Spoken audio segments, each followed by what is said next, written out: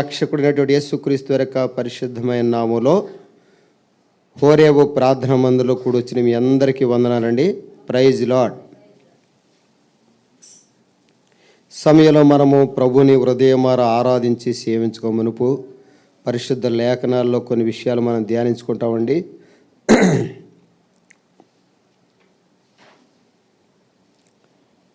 చక్కగా కూర్చోవాలి దేవుని సన్నిధిలో. మనం అందరం కూడాను అనేకమైన విషయాలు నేర్చుకుందాం. సమయంలో మన యొక్క హృదయ మార్పు గురించి కొన్ని విషయాలు ధ్యానించుకుంటాం. ఏడు గురించి చెప్పండి? మన హృదయంలో మార్పు. చూడండి ప్రియులారా, లేఖన భాగాల్లో గనక మనం గమనించినట్లయితే మన హృదయం ఎలాంటిదండి?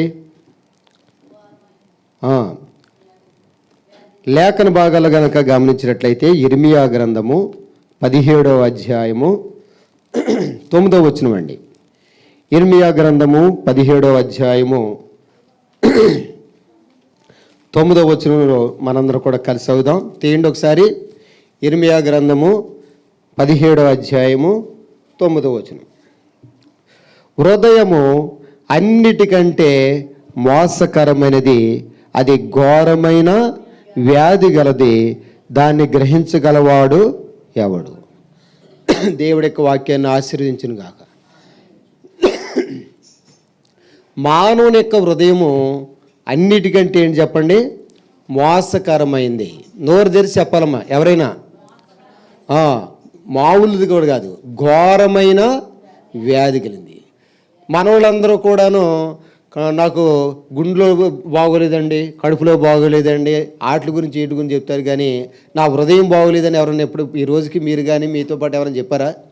చెప్పండి. నా హృదయం మంచిది కాదని ఎవరూ చెప్పరు. నా అంతటి మంచి వ్యక్తి లేరు, మిగిలినోళ్ళ కంటే నేను మంచి వ్యక్తిని మనం అనుకుంటాం. కానీ ఇక్కడ వాక్యం ఏం చెప్తుందంటే హృదయము అన్నిటికంటే మోసకరమైనది. సాతానుగాడి కంటే ఎక్కువ మోసం చేద్దండి మన హృదయం. కాబట్టి ప్రియులారా, యేసుక్రీస్తు ప్రభువారు ఇలాంటి హృదయాన్ని ఏం చేయడానికి వచ్చాడంటే, చూడండి ప్రియులారా, సామెతల గ్రంథంలో గనక మనం గమనించినట్లయితే చూడండి ప్రియులారా, సామెతల గ్రంథము మన హృదయాన్ని ఎవరు అడుగుతున్నారండి? దేవుడు అడుగుతున్నాడు. పోనీ మన హృదయం మంచిదంటే మంచిది కాదు. సామెతల గ్రంథము 23వ అధ్యాయము 26వ వచనం. సామెతల గ్రంథము 23:26. నా కుమారుడా, నీ హృదయాన్ని నాకిమ్ము. చాలండి. మన హృదయం మంచిదైతే పూర్వం అడగొచ్చు. మనం ఎవరన్నా నేను అడిగామంటే మంచి అడుగుతాం. కానీ దేవుడు మన హృదయం ఏమాత్రం మంచిది కాకపోయినా, అది అన్నిటికంటే మోసకరమైందైనా, అది ఘోరమైన వ్యాధి కలిగిందైనా సరే, దేవుడు ఎవరి హృదయాన్ని అడుగుతాడంటే మనందరి హృదయాన్ని అడుగుతున్నాడు. మన హృదయం ఎలాంటిదో కొన్ని విషయాలు చూసుకుందాం. చూడండి లేఖన భాగాల్లో అపోస్తుల కార్యములు 8:21. అపోస్తుల కార్యములు 8:21. అపోస్తుల కార్యములు 8వ అధ్యాయము 21వ వచనం. నీ హృదయము దేవుని ఎదుట సరి అయినది కాదు కనుక ఈ కార్యమందు నీకు పాలు పంపులు లేవు, కాబట్టి ఈ నీ చెడుతనము మానుకొని మారు మనసు పొందుము, ప్రభువుని వేడుకొనుము, ఒకవేళ నీ హృదయ ఆలోచన క్షమింపబడవచ్చును. చాలండి. ఇక్కడ వాక్యం ద్వారా మనం తెలుసుకోవాల్సింది ఏంటంటే, దేవుని ఎదుట మన హృదయం మంచిదా చెడ్డదా? చూడండి, అక్కడ చూసి చెప్పండి. అందుకనే చదివేది, నీ హృదయము దేవుని ఎదుట సరైంది కాదు. అందుకని అమూల్యమైన సమయంలో మన హృదయం మంచిది కాదు, అది మనం మోసం చేద్ది, ఘోరమైన వ్యాధి కలిగింది, దేవుని ఎదుట నీ హృదయము మంచిది కాదు అని రాయబడి ఉంది. దినవృత్తాంతాలు 3 గ్రంథంలో గనక మనం గమనించినట్లయితే దేవుడు ఏం పరీక్షిస్తాడంటండి? దినవృత్తాంతాలు 3 గ్రంథము 29వ అధ్యాయము 17వ వచనం. దినవృత్తాంతాలు 3 గ్రంథము 29:17, 359వ పేజీ. 17 29-17. నా దేవా, నీవు హృదయ పరిశోధన చేయుచు యథార్థవంతుల యందు ఇష్టపడుచున్నావని నేనెరుగుదును. చాలమ్మ. ఇక్కడ దావీదు మహారాజు గారు దేవుడితో ఏం మాట్లాడుతున్నాడు? నా దేవా, నీవేం పరీక్షిస్తావు అని చెప్తాడు చెప్పండి. హృదయ పరిశోధన చేయొచ్చు. ఇప్పుడు మనం అందరము రకరకాల పరిశోధన చేస్తూ ఉంటాం. దేవుడు ఏం పరీక్షిస్తాడు చెప్పండి? మన హృదయం దేవుడి పట్ల ఎలా ఉందని చూస్తూ ఉంటాడు. అందుకనే దేవుడికి కావాల్సింది ఏంటంటే హృదయ మార్పు. చెప్పండమ్మా, మన హృదయంలో మార్పు కోరుకుంటున్నాడు దేవుడు. అందరి హృదయాల్ని పరీక్షించి ఆయన ఎవరు యథార్థవంతులుగా ఉంటారో వారి యందు ఇష్టపడతాడంటండి. సమూయేలు మోడు గ్రంథంలో చూసినట్లయితే ప్రియులారా, మొదటి సమూయేలు గ్రంథము 16వ అధ్యాయము, మొదటి సమూయేలు గ్రంథము 16వ అధ్యాయము 7వ వచనం చదువుతాం. మొదటి సమూయేలు గ్రంథము 16:7.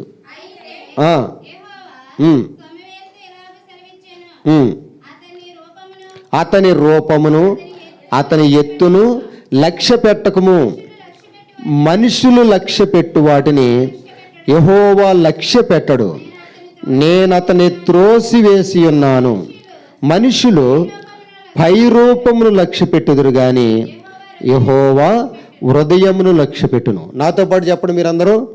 మనుషులు పై రూపమును లక్ష్య పెట్టుదురు గాని యెహోవా హృదయమును లక్ష్య పెట్టును. దేవుడికి మనకి మధ్య తేడా ఇదేనండి. మనుషులైతే మా వాళ్ళ కాదా ఏం చూస్తారు చెప్పండి? మనుషులు ఏం చూస్తారమ్మా? మా వాళ్ళ కాదా ఇవి చూస్తూ ఉంటారు. కానీ దేవుడు అలా కాదండి, హృదయాన్ని చూస్తాడు. ఇప్పుడు ఇక్కడ ఉన్నటువంటి మనందరిలో కూడా దేవుడిని అడిగితే చెప్పాడా ఎవరి హృదయం ఎలాంటిది అనేది? అమ్మ చెప్పండి, ఎవరి హృదయం ఎలా ఉందో దేవుడు చెప్పేయగలడు. ఎందుకంటే 139వ కీర్తనలో ఆయనకు అన్నీ తెలుసంట. మన హృదయం ఎట్లుందో మొత్తం తెలిసిపోద్ది. మన చర్యలన్నీ ఆయన ఎరిగినవాడు. కాబట్టి ఇప్పుడు మనం గమనించాల్సిన విషయం ఏంటంటే హృదయం ఎలాంటిదని చెప్పండి? అది మోసం చేద్ది, ఘోరమైన వ్యాధి కలిగి ఉంటుంది. దానికి మనకు అర్థం కాదు. దాన్ని గ్రహించగలిగిన వాడు ఎవడైనా ఉంది. మన హృదయం మనకు అర్థమవుదా? ఎప్పుడు ఎలా మారిపోద్దో టచ్ స్క్రీన్ లాడుదండి. ఏం చెప్పండి? ఎప్పుడు ఎలా ఓసరవెల్లిలాగా కంటిగా ఎక్కువ దారుణంగా మారిపోతూ ఉంటుంది. ఎప్పుడు ఎలా మారిపోద్దో దానికే తెలియదు. కాబట్టి రెండోది మనం అపోస్తల గారిని చూసుకున్నాం. దేవుని ఎదుట మన హృదయం సరైందా సరిగానుదా? సరిగా లేదు. దినవృత్తాంతం మోడు గ్రంథం 29వ అధ్యాయంలో దేవుడు ఏం పరిశీలన చేస్తాడంటండి? మనుషుల యొక్క హృదయాలందరినీ పరీక్షిస్తాడు. సమూయేలు మోడు గ్రంథం 16వ అధ్యాయం ఇక్కడ మనం చూసుకున్న ప్రకారంగా 7వ వచనంలో మనుషులే పై రూపం చూస్తారు. దేవుడు ఏం చూస్తాడండి? లోపల హృదయాన్ని చూస్తాడు. కాబట్టి మన హృదయాన్ని, నా కుమారుడా నీ హృదయాన్ని, మన హృదయం ఏ పార్టీ మంచిదని అడుగుతున్నాడు అంటే మంచిది కాదు కాబట్టి అడుగుతున్నాడు ఆయన బాగు చేయడానికి. తర్వాత మనం గమనించినట్లయితే ఆదికాండము 6వ అధ్యాయము 5వ వచనం. ఆదికాండము 6:5. నరుల చెడుతనము భూమి మీద గొప్పదనియు వారి హృదయం యొక్క తలంపుల్లోని ఊహ అంతయు ఎల్లప్పుడూ కేవలము చెడ్డదని. చాలండి, మన హృదయం ఎప్పుడెప్పుడు చెడ్డదంటండి? ఎల్లప్పుడూ చెడ్డది. అందుకనే ప్రియులారా, మీరు మీ హృదయాన్ని నమ్ముకోవద్దు. మరి ఎవరు నమ్ముకోవాలండి? మన దేవుడిని నమ్ముకోవాలి. మిగిలినోళ్ళు ఎప్పటికీ కూడా దేవుడి దగ్గర రావట్లేదంటే మా హృదయం మంచిదేలేండి, మాకు అవసరం లేదు అనుకుంటున్నారు. మరి మనం ఎందుకు దేవుడి దగ్గరికి వచ్చామంటే నా హృదయం మంచిది కాదు, నన్ను మోసం చేద్దే, దేవుని సరిగా లేదు కాబట్టి నా హృదయాన్ని దేవుడికి ఇస్తే ఆయన నన్ను బాగు చేస్తాడనే ఉద్దేశంతో వచ్చాం. ఇంతకీ మీ హృదయాన్ని దేవుడికి మీరు ఇచ్చారా? దేవుడు మీ హృదయాన్ని బాగు చేశారని వాక్యం అడుగుతుంది మనని. ఇప్పుడు కూడా కొంతమంది వారి హృదయాల్ని ఎవరికి ఇవ్వలేదండి? దేవుడికి ఇంకెవరోళ్ళు ఉన్నారు. అలాగ ఉంటే సరైన విధానం కాదు. దేవుడు మన నుండి అడిగేది ఏంటంటే నా కుమారుడా, సామెతల గ్రంథంలో ఎక్కడ చూసుకున్నామండి? అది ఇప్పుడు చదివాం కదా, నా కుమారుడా నీ హృదయాన్ని నాకిమ్ము అని చెప్తున్నాడు. ఇంకా మన ఇక్కడ ఆదికాండం 6వ అధ్యాయంలో ఇక్కడ మనం చూసుకున్న ప్రకారంగా మన హృదయము ఎల్లప్పుడూ కేవలము చెడ్డదని ఎవరు చూస్తున్నారండి? యెహోవా చూస్తున్నాడు. ఎప్పుడు చూసినా చెడ్డది. పోనీ ఈరోజు బాగుండి రేపు బాగోకుండా ఎల్లుండి బాగుండి అలా కూడా కాదు, ఎప్పుడు చూసినా చెడ్డగానే ఉంటుందంట. అలాంటి హృదయాన్ని దేవుడు అడుగుతున్నాడు. తర్వాత మనం గమనించినట్లయితే హెబ్రీ పత్రిక 3వ అధ్యాయము 12వ వచనం. హెబ్రీ పత్రిక 3:12 తీసినోళ్ళు చదవండి. 201వ పేజీ. సహోదరులారా, జీవము గల దేవుని విడిచిపోవునట్టి విశ్వాసము లేని దుష్ట హృదయము మీలో ఎవరి యందైనను ఒకవేళ ఉండినేమని జాగ్రత్తగా చూసుకుని. మనం జాగ్రత్తగా చూసుకునేది ఏంటి? డబ్బుని. మనం జాగ్రత్తగా చూసుకునేది ఏంటంటే మన బిడ్డను చూసుకుంటాం, అవునా కదా? మన గృహాల్ని, మన పొలాల్ని, మన వాహనాల్ని, మన చెప్పులు కూడా ఎలా చూసుకుంటాం చెప్పడం? మనం ఎక్కడ పడితే అక్కడ పారేస్తారా? మన చెప్పులు కూడాను జాగ్రత్తగా చూసుకుంటాం. కానీ ఇక్కడ వాక్యం ఏం చెప్తుంటే దేని జాగ్రత్తగా చూసుకోవాలంటండి? మన హృదయాన్ని జాగ్రత్తగా చూసుకోవాలి. సామెతల గ్రంథము, ఎందుకంటే మన హృదయం ఇక్కడ ఎలాంటిదంటే రాయబడిందండి? విశ్వాసము లేని దుష్ట హృదయం. హెబ్రీ 3:12 మనం చదువుకున్న మాట ఏంటంటే, హెబ్రీ 3:12 విశ్వాసము లేని దుష్ట హృదయము. ఇప్పుడు ఒక్కొక్కరు అడుగుతా, మీ హృదయం ఎలాంటిదంటే దుష్ట హృదయము, చెడ్డ, ఎల్లప్పుడూ కేవలం చెడ్డ హృదయము, మోసం చేసే హృదయము, దేవుని దృష్టిలో సరిగా లేని హృదయం, ఎన్నైనా చెప్పుకోవచ్చు. అందుకనే ప్రియుల తర్వాత మనం గమనించినట్లయితే చూడండి, రోమాపత్రిక 1:21. రోమాపత్రిక 1:22 ఎంత ఒకసారి చూద్దాం. రోమాపత్రిక 1వ అధ్యాయము, ఒక్క నిమిషం బాబు, 1:22.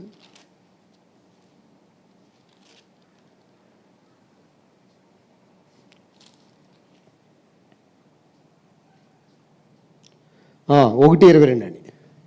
1వ అధ్యాయం రోమపత్రిక 1:22. ఏ హృదయం అని చెప్పడం వల్లనే అంటే గ్రహింపు లేని హృదయం. అర్థం అవదు, అర్థం చేసుకోలేం. కానీ మనం ఏమనుకుంటాం? అందరికంటే బాగా తెలుగుగల్లోళ్ళు అనుకుంటాం. ఎక్కువ మంది మనుషులు అలా అనుకోవట్లేదండి అమ్మా విశ్వాసమ్మ గారు. ఎక్కువ మంది ఏమనుకుంటారు? నా అంత అవగాహన కలిగిన వాళ్ళు, నా అంత తెలివితేటలు కలిగిన వాళ్ళు ఎవరో లేరు అనుకున్న వాళ్ళు ఎక్కువగా ఉండాలి లేదా? ఎక్కువ మంది అలాగే అనుకుంటారు. కానీ దేవుని ఎక్కువ వాక్యం ఏం చెప్తుంది? మన ఏ హృదయం అంట? అవివేక హృదయము, అర్థం చేసుకోలేని హృదయం, గ్రహింపు లేని హృదయము. కాబట్టి మనం ఇది ఎరగాలండి. ఇది ఎరగకపోతే దేవుడి మీద ఆధారపడలేము ఏమో, అంతే కదా? ఇప్పుడు నీకు సరిగా చదువు రాదు అనుకుంటే వెళ్ళి నేర్చుకుంటావు. మా మాస్టర్ గారి కంటే నాకే బాగా వచ్చేది నేర్చుకుంటారమ్మా వెళ్ళి. ఏమ్మా చెప్పండి, ఎవరైనా యథార్థం చెప్పండి. ఎవరన్నా ఏదన్నా ఎదుటి వ్యక్తి దగ్గరికి వెళ్ళి నేర్చుకుంటానంటే దేవుడు ఏమన్నాడండి? మీ మీద నా కాడి ఎత్తుకొని నా యొద్ద మీరు నేర్చుకొనుడి. మరియా, అది శివన్ ఉంటుందండి, యేసు పాదముల యొద్ద కూర్చుండి ఆయన బోధ వింటుందంట. మనము దేవుడి దగ్గర కూర్చుని, ఆయన పాదాల దగ్గర కూర్చుని ఆయన దగ్గర నేర్చుకోవాలి. ఆయన దేవుడి దగ్గర నేర్చుకున్న వాళ్ళు అన్నిట్లో బాగుంటారండి. మనం అందరం ఎవరి దగ్గర నేర్చుకోవాలండి? దేవుడి దగ్గర నేర్చుకోండి, తెలివితేటలు నేర్చుకోండి, అవగాహన పెంచుకోండి. ఆయన దగ్గర కనుక జ్ఞానం పొందుకుంటే మీరు ఏ విషయంలో అయినా వివేకంగా ప్రవర్తిస్తారు, ఎక్కడా కూడా మోసపోరు. అంతేగాని నాకు తెలిసిలే, నా హృదయానికి బాగా అవగాహన ఉందని అన్నట్టు అనుకుంటే మనం మోసపోతాం. కాబట్టి ప్రియులారా, ఇక్కడ రోమాపత్రిక 1వ అధ్యాయము 22వ వచనంలో ఏ హృదయం చెప్పండి? అవివేక హృదయం ఎలా మారిపోద్దంట? మన అవివేక హృదయమే అంధకారంగా మారిపోద్ది. చాలామంది కుటుంబాలు పాడైపోవడం కారణం ఏంటంటే మంచి హృదయాలు కాదు. అవివేక హృదయం వాళ్ళు ఏం చేస్తారంటే కుటుంబాలు కూడా పాడు చేసుకుంటారు. ఎవరు చెప్పారో వినరు. కొంతమంది వింటారా?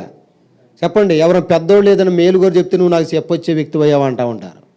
కొంతమంది మేలు కోరేవాళ్ళు మనం ఎవరేం చెప్తున్నారో కూడా అర్థం కావట్లే.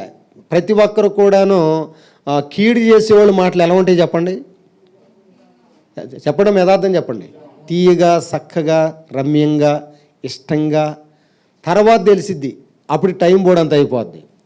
అదే మేలుగోరే వాళ్ళు అన్నీ కూడా ఎలా ఉంటాయి అంటే కఠోరంగా ఉంటాయి, కఠినంగా ఉంటాయి, మనం గుచ్చుకున్నట్టుగా ఉంటాయి. అవి మనకు నచ్చవండి. అవ్వమ్మ గారికి ఎవరి మాటలు నచ్చినాయండి? దేవుడు ఏమన్నాడు? మీరు ఈ పండు తిని నచ్చి చచ్చిద్దరు అన్నారు. నచ్చిద్దండి ఆ మాట? అమ్మా, దేవుడు ఏమన్నాడు చెప్పండి? మీరు ఈ పండు తిను తినమని నిశ్చయముగా చచ్చిద్దరని నచ్చదు ఎవరికి. సాతానుగాడు వచ్చి ఇది నిజమా, తినొద్దు అన్నాడు. తింటే మీరు ఏమైపోతారో తెలుసా? ఏమన్నాడండి? దేవదూతలు అయిపోతాయనా? ఏమన్నా చెప్పండి. దేవతలాగా అయిపోతారంటే ఎంత నచ్చేసిందో ఆ మాట. అందుకనే ప్రియులారా, కొంత కఠినమైన నియమాలైనా సరే డాక్టర్లు ఏమంటారండి? ఏది పడితే తినమంటారా? కొన్ని కండిషన్లు పెడతా ఉంటారా? మనకై ఏది పడితే తినాలనిపిస్తుంది. అలా ఏది పడితే తింటే త్వరగా పోతాం. ఏమ్మా, ఎప్పుడు ఏది పడితే తింటే ఏమైతే చెప్పండి? అప్పుడు బాగానే కడుపుండి త్వరగా పోతాం. అదే ఆ కఠినమైన నియమాలు పాటిస్తే ఎక్కువ కాలం బతుకుతాం, ఆరోగ్యవంతులుగా ఉంటాం. దాని గురించే ఈ కండిషన్లు అనేది అప్లై చేస్తూ ఉన్నారు. తర్వాత రోమాపత్రిక 2వ అధ్యాయము 5వ వచనంలో కూడా మాట చదువుదాం. రోమాపత్రిక 2వ అధ్యాయం 5వ వచనం.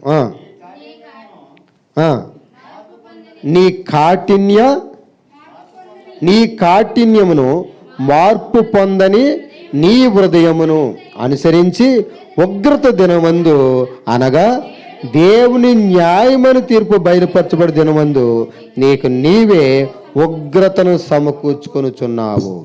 కఠినమైన మార్పు పొందని హృదయం ఎవరు చెప్పండి? మీ పాస్టర్ కాదమ్మా, చెప్పండి. చూడండి ఎవరిదండి ఇక్కడ? నీ కఠినమైన మనసు మంది. బండ హృదయం అండి, రాతి వంటి హృదయం కరగడండాడు. ఎప్పటికీ కరగదండామంటారు కొంతమంది. ఏమంటారు చెప్పండి? ఎంత చెప్పినా కరగడండాడు. కఠినమైనటువంటి మార్పు నొందని హృదయాన్ని ఎవరు కోరుకుంటున్నారు చెప్పండి? దేవుడు కోరుకుంటూ ఉన్నాడు. కాబట్టి ప్రియులారా, ద్వితీయోపదేశకాండము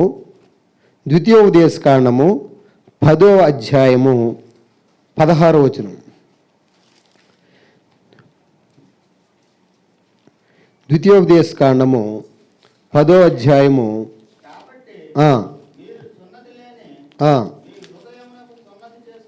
అది మన ఏ హృదయం చెప్పండి? సున్నతి లేని హృదయము.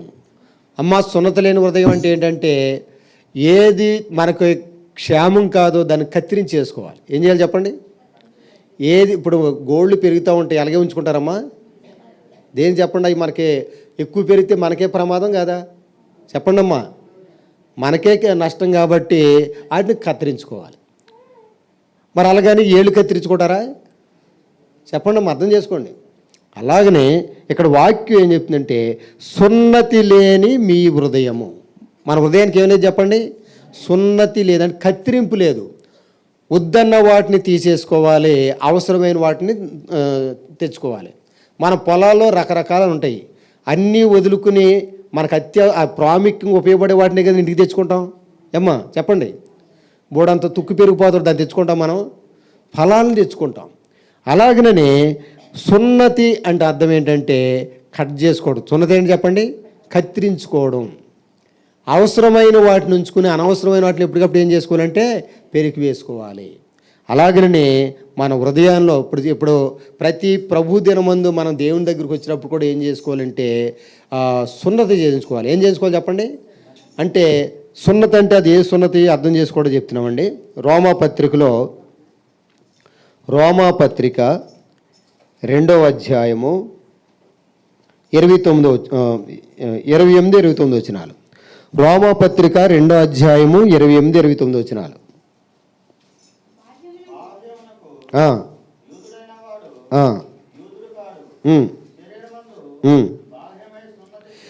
శరీరమందు బాహ్యమైన సున్నతి కాదు, అయితే అంతరంగమందు యూదుడైన వాడే యూదుడు. మరియు సున్నతి హృదయ సంబంధమైనదై ఆత్మయందు జరిగినదే గాని అక్షరం వలన కలుగునది కాదు.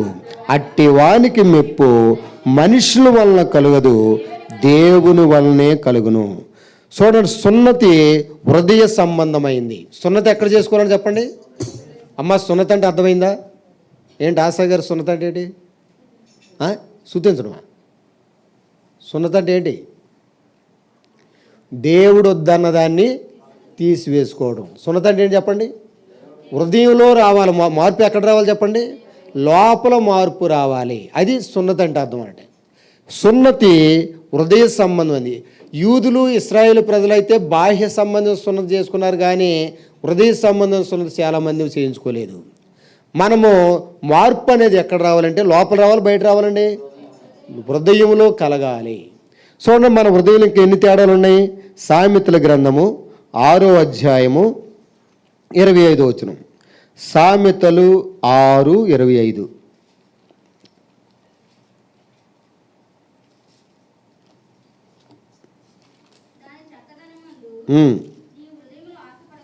పేజీ నెంబర్ చెప్పండి అమ్మా. 535. సామెతల గ్రంథం 6వ అధ్యాయం 25వ వచనం.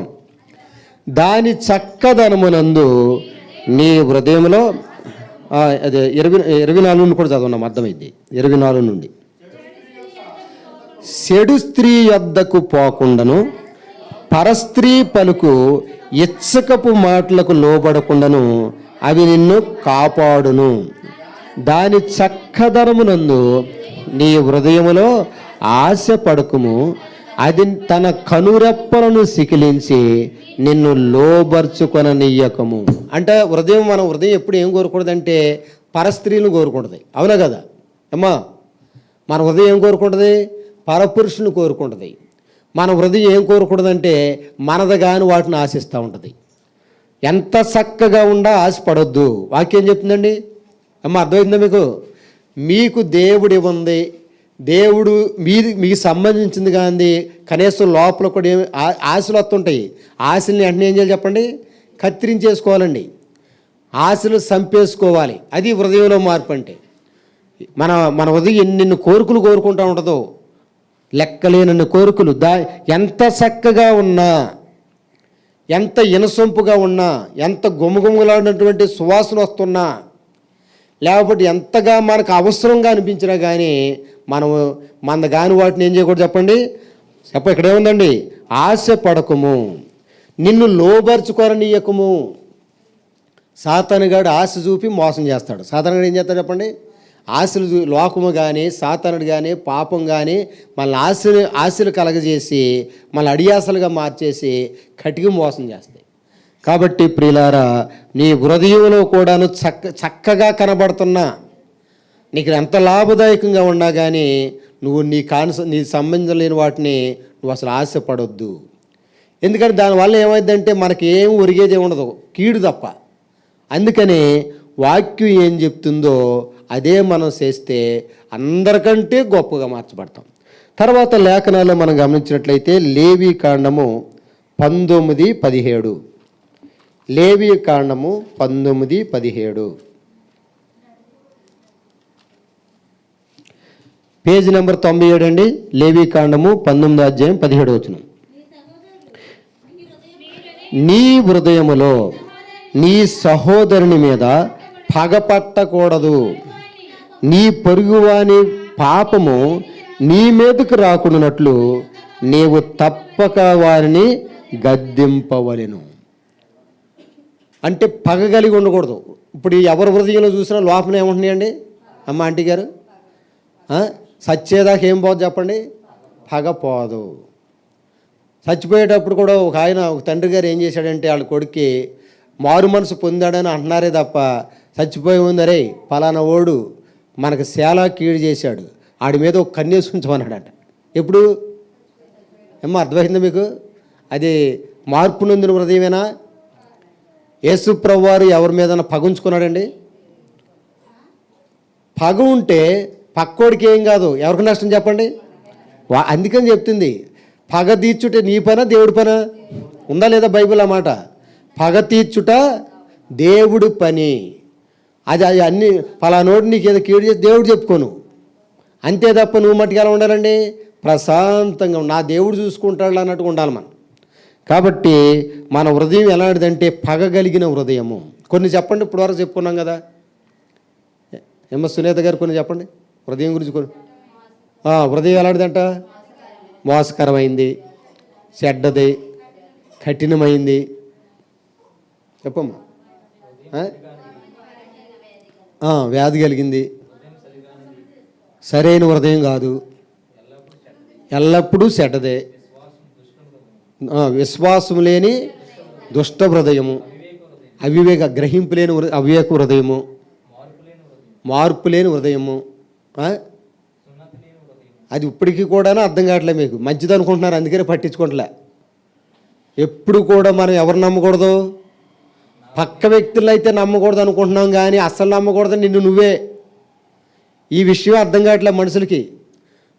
ఎక్కువగా కీడు చేసేది ఏంటంటే నీ హృదయమే నిన్ను కీడు చేద్ది. అందుకనే హృదయానికి ఛేదన, హృదయానికి సున్నతి చేసుకుని, అమ్మ నువ్వు ఆ పక్కన ఉండు, నిన్ను నమ్మే నేను మోసపోయాను అని మనం ఎవరు నమ్ముకోవడం మొదలెట్టాలండి?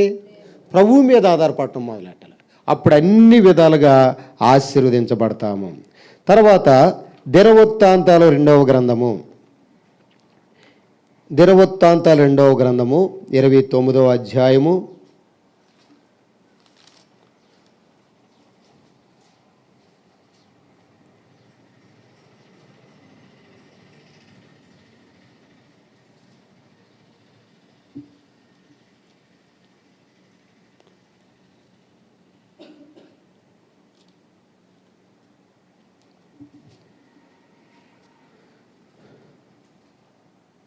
29వ అధ్యాయము. ఇక్కడ గర్వ హృదయం అని ఉంటుందండి. ఎక్కడుందో చూస్తారు ఒకసారి.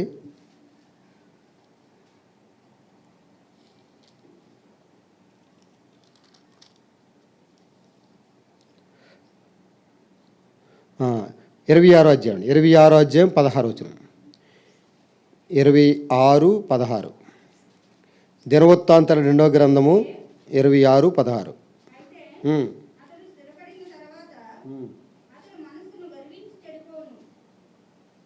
మనస్సున గర్వించి చెడిపోయాడు. మనం చెడిపోవడానికి కారణం ఏంటండి? ఎవరైనా పక్కడు పాడు చేశాడా? ఇక్కడ వాక్యం ఏం చెప్తుంది చెప్పండి? మనస్సులో గర్వించి చెడిపోతాం. అందుకనే ప్రియులారా, గర్వం అనేది మొట్టమొదటి ఎవరి దగ్గర ప్రారంభమైంది అంటే సాతాను గారి దగ్గర. ఎక్కడ ప్రారంభమైంది చెప్పండి? అందుకే నాడు మంచి దూతే గర్వం ద్వారా చెడ్డ దూతగా మారిపోయాడు. మనం పాడైపోవడానికి గల ప్రధాన కారణం ఏంటి చెప్పండి? అమ్మ సరస్వతి చెప్పండి. ఒక వ్యక్తి పాడైపోయాడంటే మొట్టమొదటి కారణం ఏంటి చెప్పండి? గర్వము. ఎవరిని పాడు చేద్దండి గర్వం?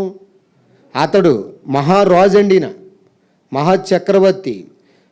బాగా గర్వించి చెడిపోయాడు. అందుకనే మనలో ఏదైనా గర్వం వస్తూ ఉంటే ప్రభు దగ్గర క్షమించమని వేడుకుని మనం వాటిని అణుచుకోవాలి. అప్పుడు ఏం చేస్తాడు? ఇంకా ఎక్కువెత్తాడు. దేవుడు ఏం చేస్తాడు చెప్పండి? ఇంకా మేలు చేస్తాడు. ఎవరికి కూడాను ఊహించలేనంత అత్యున్నతమైన అన్ని రంగాల్లో అన్ని విధాలు నేను దీవిస్తాడు. అందుకని కొంతమందికి దేవుడు అన్నీ ఇచ్చి కూడా ఏం చేస్తాడు? పరీక్షిస్తాడు. అన్నీ ఇచ్చి ఏం చేస్తాడు చెప్పండి?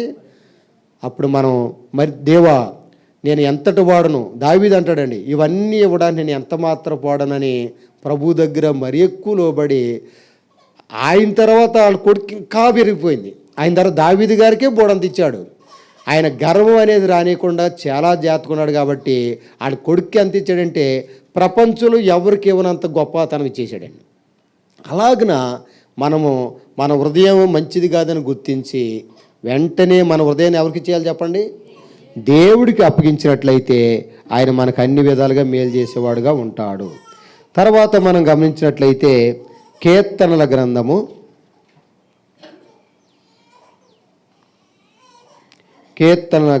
36వ కీర్తన.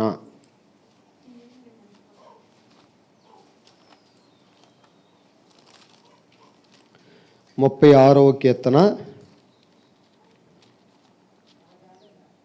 మొదటి వచనం.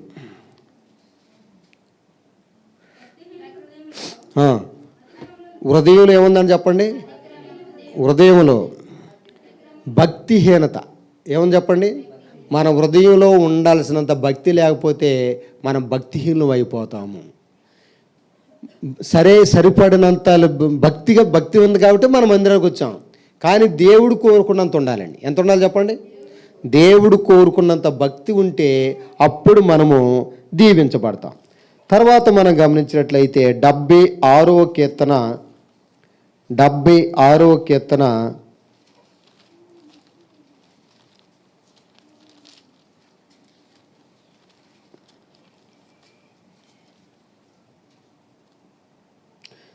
వచనం. 76వ కీర్తన 5వ వచనం. కఠిన హృదయము. ఏ హృదయం చెప్పండి మంది? కఠినమైనటువంటి హృదయము. ఏ రకంగా చూసినా కానీ హృదయంలో సరైనటువంటి విధానము లేదు.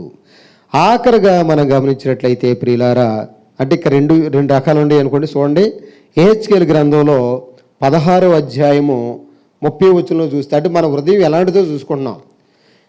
యెహెజ్కేలు గ్రంథము 16:30 అండి. యెహెజ్కేలు గ్రంథము 16:30. నీ హృదయం ఎలాంటి చెప్పండి, పేజీ నెంబర్ చెప్పండి అమ్మా, అందరూ తీయండి. 698 యెహెజ్కేలు గ్రంథము 16వ అధ్యాయము ఎన్నో వచనం అండి? అందరూ తీసారా? 16:30 చదవండి. ఇప్పుడు నీ హృదయము ఎంత బలహీనమైన హృదయం, బలహీనమైపోయిన హృదయం. బలహీనత ఎప్పుడు వద్దంటే భక్తిహీనత ఉంటే. మనం హృదయాలు ఎప్పుడు ధైర్యంగా ఉంటాం, అన్నీ బాగుంటే ధైర్యంగా ఉంటాం. ఎక్కువ మంది హృదయాలు ఇప్పుడు ధైర్యంగా ఉండి బలహీనం అయిపోయినాయండి. కాబట్టి ప్రియులారా, మన బలహీన హృదయాన్ని ఎవరికి ఇవ్వాలి చెప్పండి? బలవంతుడైన దేవుడికి ఇవ్వాలి. అప్పుడు ఆయన మన జీవితంలో మేలు చేసేవాడు ఉంటాడు. మత్తయి సువార్త చూడండి ప్రియులారా, మత్తయి సువార్త 13:14.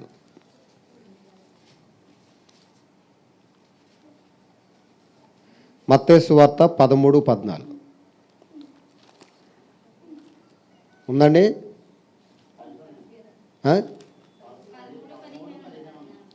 చదవండి.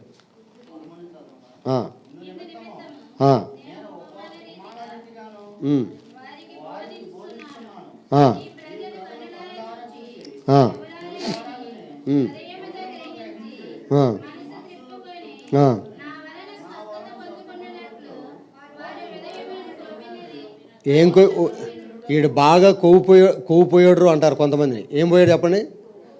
బాగా కొవ్వు ఎక్కిపోయింది దీనికి అంటూ ఉంటారు. కానీ కొవ్వు ఎక్కడ పెరిగిందంటండి? హృదయములో. కొవ్విపోయినటువంటి హృదయం ఎవరినే లెక్క చేయవండి.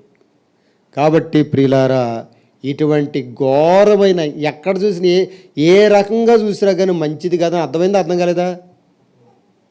ఎవరండి మంచిది కాదండి? కోడళ్ళ మంచిది కాదు నేను చెప్పండి. ఎవరో మనలో ఉన్న హృదయమే మంచిది కాదు. ఇది అర్థం కాకపోతే ఇప్పటికీ దేవుడు నమ్ముకోరు చాలామంది. మీకు ఎప్పటికైనా అర్థమైనట్లయితే మన హృదయాన్ని మనం మంచిదైతే దాచుకోవచ్చండి. ఇది చెడ్డది కాబట్టి ఈ హృదయాన్ని ఎవరు అడుగుతున్నారు? దేవుడు అడుగుతున్నాడు. సాతానుగాడు కూడా అడుగుతున్నాడు. ఆడు ఇంకా నాశనం చేయడానికి అడుగుతున్నాడు. దేవుడు కూడా అడుగుతున్నాడు. ఆయన దేనికి అడుగుతున్నాడంటే మన హృదయాన్ని బాగు చేయడానికి. దేవుడు దేని కోరుకుంటున్నాడంటే మనం బాగు చేయడానికి కోరుకుంటున్నాడు. ఒకవేళ మనలో ఎవరైనా సరే యేసుక్రీస్తు ప్రభువారిని ఎక్కడ చేర్చుకోవాలండి? ఆయన హృదయం అనే తలుపు యొద్ద నిలుచుండి తట్టుచున్నాడు. ఎవరైనా ఆయన తలుపు తీసి ఆయన లోపలికి ఆహ్వానిస్తే మన జీవితాలు బాగు చేసి ధన్యంగా మారుస్తాడు. ఒకవేళ యేసయ్యను గనక నీ హృదయంలో చేర్చుకున్న తర్వాత నీ హృదయం ఎలా మారిపోద్దండి? చూడండి ప్రియులారా, మనము రాజుల మొదటి గ్రంథంలో చూస్తే, మొదటి రాజుల గ్రంథము 3:12 త్వరగా చదవండి. మొదటి రాజుల గ్రంథము 3:12.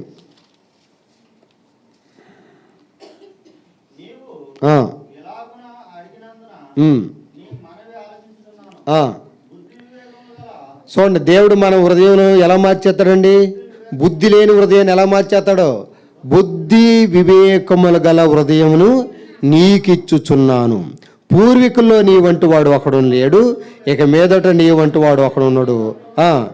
మరియు నీవు ఐశ్వర్యమును ఘనతను ఇమ్మని అడగకపోయినా నేను వాటిని కూడా నీకు ఇచ్చుచున్నాను. అందువల్ల నీ దినములంటే రాజులో నీ వంటి వాడు ఒకడైనా ఉన్నాడు. చూడండి, బుద్ధి జ్ఞాన సకల సంపదలు ఎవరిలోనే చెప్పండి? యేసుక్రీస్తులో గుప్తమైపోయి ఉన్నాయి. కాబట్టి మీ హృదయాలను కనుక దేవుడికి మీరు ఇచ్చేస్తే బుద్ధి జ్ఞాన హృదయాన్ని మీకు ఇస్తాడు. ఆ బుద్ధి జ్ఞానం హృదయాన్ని మనకు ఇస్తే ఆడితో ఏమేమి ఇచ్చేస్తాడంటారు చెప్పండి? ఐశ్వర్యము, సకల ఘనతలు, ఏ రాజుకు గారికి కూడా లేనంత ఘనత దేవుడు ఇస్తాడు. అందుకని మొట్టమొదటిగా మనం వత్తంగానే నాకు అది ఇచ్చే ఇది ఇచ్చే కాదని అడగాల్సింది. ఏమని అడగాలి దేవుడిని? నాకు మంచి హృదయం దయచేయమని అడగాలి. ఇలాగా సొలొమోను గారు అడిగాడండి దేవుణ్ణి. అడిగితే అడగనట్లు కూడా ఇచ్చాడు. లేదు నువ్వు అడగపోయిన ఇచ్చానన్నాడు. లేదు ఎక్కడ ఏముందండి? అడిగితే ఇచ్చాడన్నాడు, అడగపోయిన ఇస్తా ఎక్కడ ఉంది? 13వ వచనం చదవండి ఒకసారి. 13. మరియు నీవు ఏం అడగలేదంట? ఐశ్వర్యం అడగలేదు. మనం వచ్చేవాళ్ళందరికీ అడుగుతారు. ఏ ప్రార్థనకు వచ్చిన ఏమని మా గురించి ప్రార్థన చేయండి బ్రదర్ సిస్టర్ అని ఏమని అడుగుతారండి? ఐశ్వర్యం అంట, ఘనత అంట. ఘనత అంటే ఉద్యోగం వస్తే ఘనత వద్దాయి, అంతే కదండి. వ్యాపార అభివృద్ధి కలిగితే ఘనత వద్దాయి, మంచి ఇల్లు కట్టుకుంటే ఘనత వద్దాయి, మంచి పొలాలు కొనుక్కుంటే ఘనత వద్దాయి. ఇవి అడుగుతారు తప్ప దేవుడిని అడగాల్సినవి అడగట్లేదండి. ప్రభువా నా హృదయంలో మార్పు దయచేయని నువ్వు అడుగు, అడగపోని అని కూడా ఇచ్చేస్తాడు నీకు. ఆయన రాజ్యాన్ని నీతిని మొదట వెతికితే మిగిలిన ఎవరు ఇస్తారని చెప్పండి? మీకు ఏమేం కావాలో అన్నీ ఇస్తారని దేవుడు చెప్తాడు. ప్రార్థన కూడా అందుకనే మార్పు రావాలి. తర్వాత మన హృదయంలో దేవుడు ఏ మార్పులు కలగజేస్తాడు? అపోస్తల కార్యములు 16:14. అపోస్తల కార్యములు 16:14 అర్థమవుతుంది కదండి? అపోస్తల కార్యములు 16:14 చదవండి.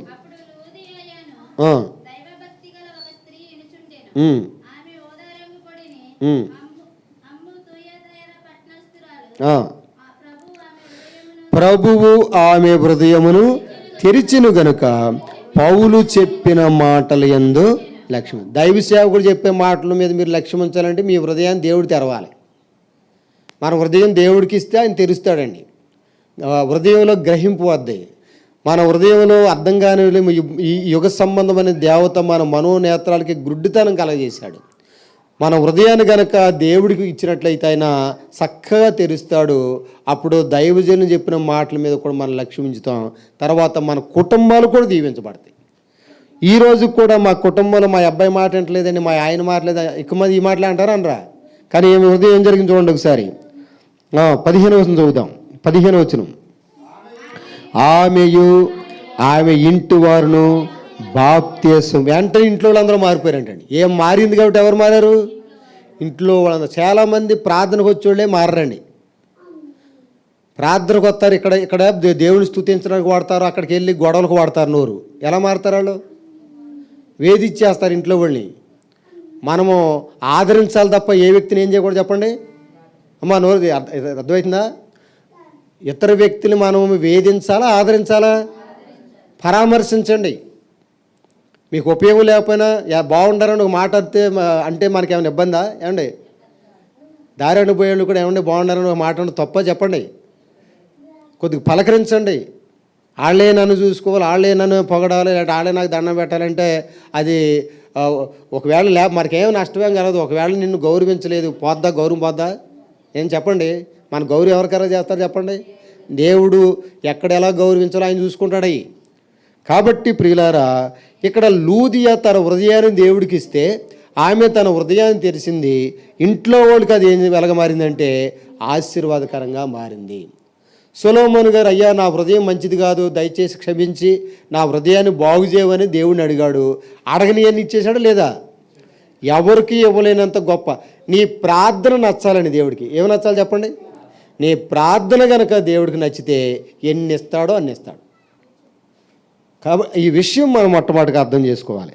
తర్వాత మనం గమనించినట్లయితే ప్రియులారా, మనము మొదటి రాజుల గ్రంథము 8వ అధ్యాయము, మొదటి రాజుల గ్రంథము 8వ అధ్యాయము 66వ వచనం చదువుదాం. మొదటి రాజుల గ్రంథము 8:66.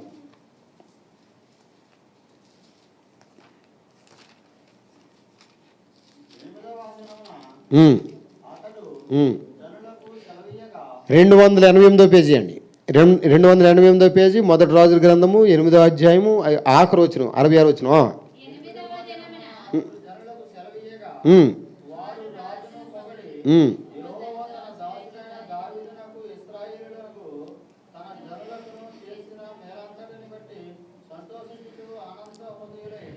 తన జనులకును చేసిన మేలంతటిని బట్టి సంతోషించుచు ఆనంద హృదయులై తమ తమ గుడారులకు వెళ్ళిపోయారు. అమ్మ, మీకు ప్రశ్న ఏంటంటే, మీ హృదయంలో నిజంగా ఆనందించి ఎంతకాలం అయింది? అసలు ఆనందించారు ఇప్పుడన్నా?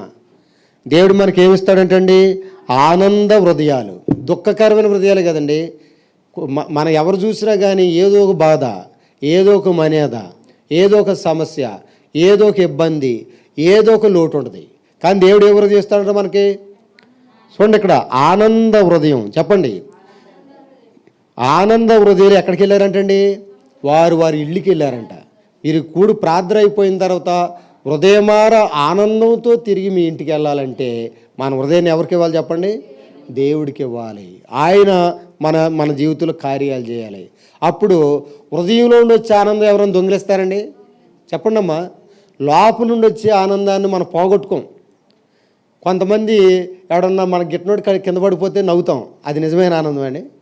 ఎంతమే మన గిట్నోడు ఏమైనా జారి పడ్డానికి ఏం చేస్తాం? హిహి అని నవ్వుతాం, అది నిజమైన లోపల నుండి వచ్చే ఆనందమా? అది డూప్లికేట్ ఆనందం. కానీ దేవుడు ఏ హృదయం ఇస్తాడండి? ఆనందకరమైన హృదయంతో ఇంటికి సంతోషకరంగా తిరిగి వెళ్ళాలండి. మీరు ఆనందంగా సంతోషంగా బయలు వెళ్ళుదురు అని బైబిల్లో యెషయా గ్రంథంలో రాయబడి ఉంది. తర్వాత మనం గమనించినట్లయితే కీర్తనల గ్రంథము 24వ కీర్తన 4వ వచనం. కీర్తన 24:4 తీసినోడు చదవండి త్వరగా.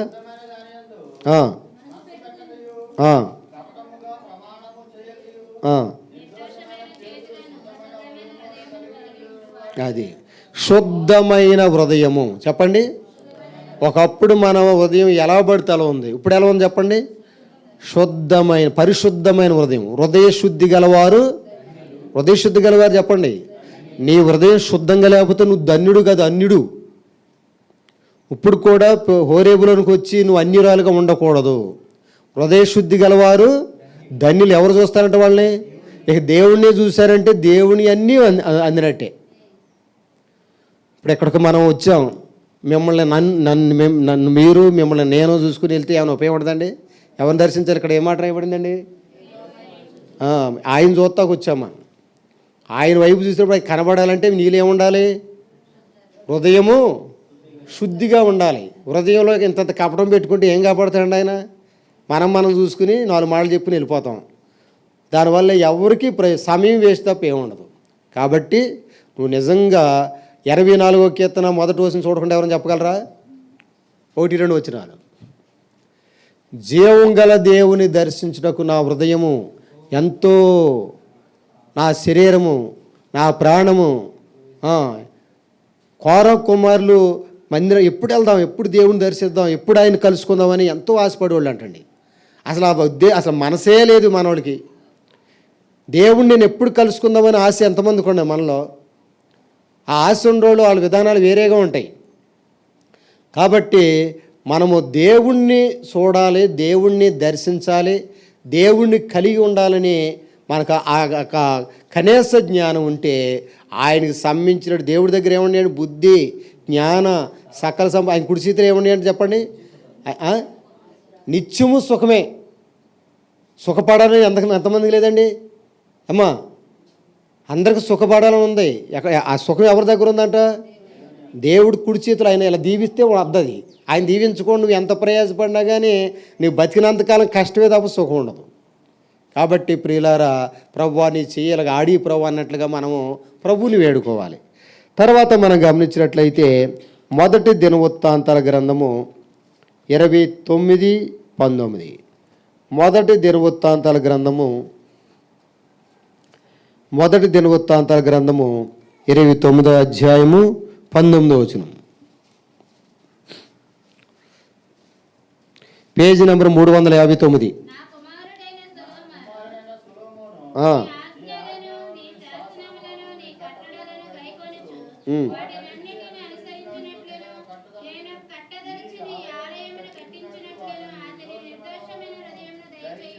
ఏ హృదయం అని చెప్పండి? నిర్దోషమైన హృదయం. ఎవరు హృదయం చూసిన అన్ని దోషాలే. దాన్ని దేవుడు ఎలా మార్చేస్తాడని చెప్పండి? యెహోవా చేత నిర్దోషని ఎంచబడిన వాడు. చెప్పండి అమ్మా, దేవుడు నీ హృదయాన్ని చూసి ధన్యుడు, ధన్యురాలు, నిర్దోషి. ఒకప్పుడు మనందరం దోషులం. ఎవరు చెప్పండి? అందరిలో ఏదో తేడాలు ఉన్నాయి. కానీ మన తేడాలు మన అన్నీ ఎవరు బాగు చేశారు చెప్పండి? వంకరగా ఉన్న వాటిని తిన్నగా చేసి, ఎలగబడితే అలా ఉన్న అస్తవ్యస్తంగా ఉన్న మన జీవితాన్ని క్రమపరిచి, పాడైపోయిన మన హృదయాల్ని బాగు చేసి చక్కపరిచిన తర్వాత ఇప్పుడు ఎలా ఉందామంటే నిర్దోషమైన హృదయము. అప్పుడు దేవుడికి మన ద్వారా ఆనందము, సంతోషము, క్షేమం కలిగింది. కొన్ని చెప్పండి, అంతకుముందు హృదయం ఏంటి, ఇప్పుడు దేవుడు మన హృదయాన్ని మార్చాడు కదా. 4 మాటలు 5 మాటలు చెప్పుకున్నాం. మారిన తర్వాత హృదయం ఎలా ఉందో ఒకసారి చెప్పండి. శుద్ధమైన హృదయం. పావని బాగా చెప్తుంది, మిగిలినోళ్ళు మరి చెప్పలేకపోతున్నారా, ఎంటలేదో చూసుకోండి. శుద్ధ హృదయము, నిర్దోషమైన హృదయము, ఆనంద హృదయము, వివేక హృదయము. అమ్మా మంది ఏ హృదయం చూసుకోండి. అంతే కదండి. వాళ్ళకి సొలొమోను గారి జ్ఞానం అలా ఉంది, ఈ జ్ఞానం ఇలా ఉంది. మరి నీ జ్ఞానం ఏంటి, నీ హృదయం ఏంటి అన్నప్పుడు ప్రభువా నువ్వు నాకు ఇచ్చావు కదా అని మనకు అర్థమైపోవాలి. మనం ఒకప్పుడు ఎప్పుడు ఏడుపు, బాధ, కన్నీరే, దుఃఖమే. కానీ దేవుడు నేనున్నాను, నా కుమారుడా, నా కుమార్తె, ఆ బాధ్యత నేను తీసుకుంటానని ఒకవేళ నీతో ఆ మాట అంటావు నీకు అర్థమైంది అనుకోండి, ఎంత ధైర్యంగా ఉంటామండి మనం చెప్పండి. ఎంత భయాందోళన కూడా ఇటుపెట్టి దేవుడు చూసుకుంటానని సంతోషంగా ఉంటామండి. అలాగ ఉండాలి మన ఉదయంలో. ఆఖరిగా మనం గమనించినట్లయితే ప్రియులారా, ఓ మాట చూసుకుని మనం ముగించుకుంటాం. యోహాను గారు రాసిన మాట పత్రిక, యోహాను గారు రాసిన మాట పత్రిక 3వ అధ్యాయము. యోహాను గారు రాసిన మాట పత్రిక 3వ అధ్యాయము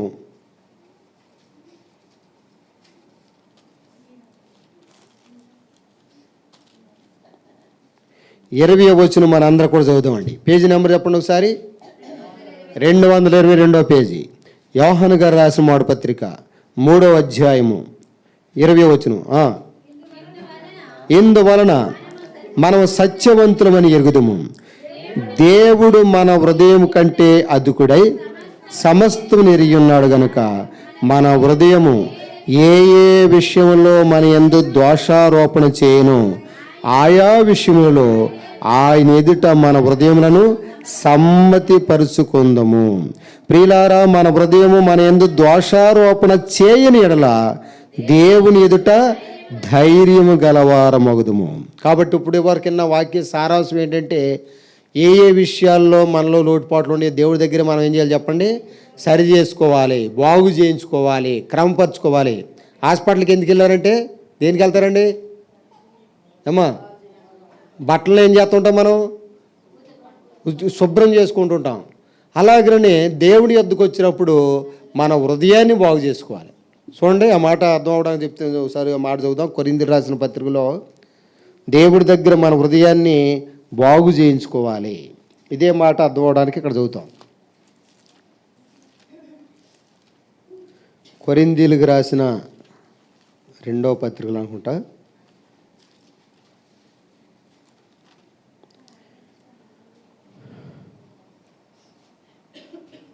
2వ కొరింథీ పత్రిక 7:1. 2వ కొరింథీ పత్రిక 7:1. ప్రియులారా, మనకి వాగ్దానాలు ఉన్నాయి కనుక దేవుని భయముతో పరిశుద్ధతను సంపూర్తి చేసుకొని శరీరానికి ఆత్మకును కలిగిన సమస్త కల్మషము నుండి మనలను ఏం చేసుకోవాలి చెప్పండి? పవిత్రులనుగా చేసుకును. దేనికి ఉందంటండి అపవిత్రత? శరీరానికి ఉంది, ఆత్మకు ఉంది. ఆ కల్మషం నుండి మనం ఏం చేసుకోవాలంటే పవిత్రులుగా. అందుకని యోహాను గారు రాసిన మాట పత్రిక 3వ అధ్యాయము ఇక్కడ మనము 20వ వచనంలో చూసుకున్న ప్రకారంగా 20-21లో కూడాను, ప్రియులారా, మన హృదయం మన యందు దోషారోపణ చేయని ఎడల దేవుని ఎదుట ధైర్యం కలిగిన వారు అవుతాం. అందుకని 20వ వచనం చివరి భాగంలో ఆయన ఎదుట మన హృదయములను సమ్మతిపరుచుకుందాము. అటువంటి ధన్యతను దేవుడు మనకు అనుగ్రహించును గాక. దయచేసి అందరూ కళ్ళు మూసుకోండి. మోకరించగలిగిన ప్రతి ఒక్కరు మోకరించండి. దేవుని సన్నిధిలో మనం ఆరాధన ప్రవేశిస్తాం. తర్వాత ప్రభు బలలో పాలు పొందుతాం.